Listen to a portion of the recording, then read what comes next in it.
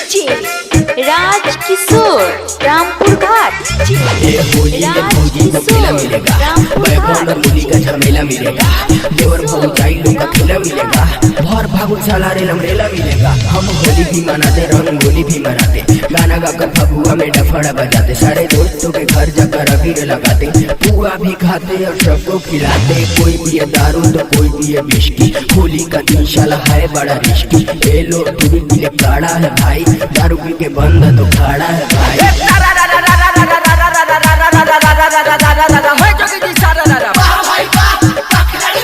लहंगा या चोली के पदा सगोट हो पदा सगोट,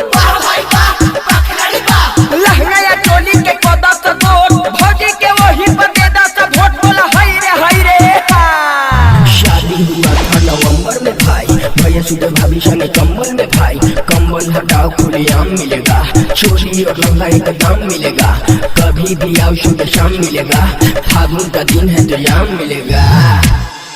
राज किशोर रामपुर घाट। सफारी में हमरा से रिश्ता तोड़ दे बुका, भैया के पाके हमके छोड़ दे बुका।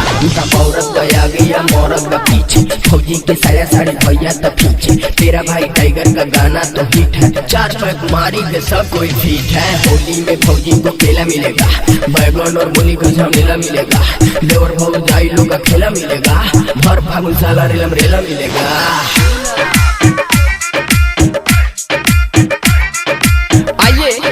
अब इस गाने को भोजपुरी में कैसे गावल जाला ये बतावा तानी भैया। राज किशोर रामपुर घाट। राज किशोर। होली में फौजी के केला मिली, बैगन मूली के झमेला मिली, देवर भौजाई सब खेला मिली, भर फागुन साला रे लमरेला मिली। हम होली भी मनाई, रंगोली भी मनाई, गाना गा के फगुआ में डफड़ा बजाई, सारा यारा के घर जाके अबीर लगाई, पुआ भी खाई या सबके खिलाई। केहू पिए दारू तो केहू पिए विस्की, होली के दिन साला बाटे बड़ा रिस्की। होइलो तू पिए काढ़ा बा भाई, दारू पी के छावड़ा तो खाड़ा बा भाई। शादी भइल बा नवंबर में भाई, भैया सुते भाभी संगे कम्बल में भाई, कम्बल हटाओ खुलेआम मिली, चोली या लहंगा के दाम मिली।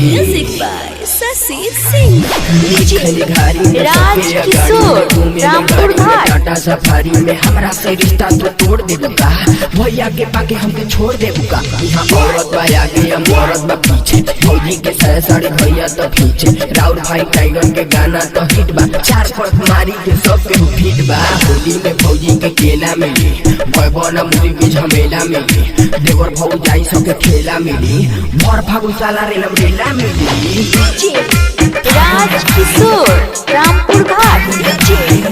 राज किशोर रामपुर घाट। राज किशोर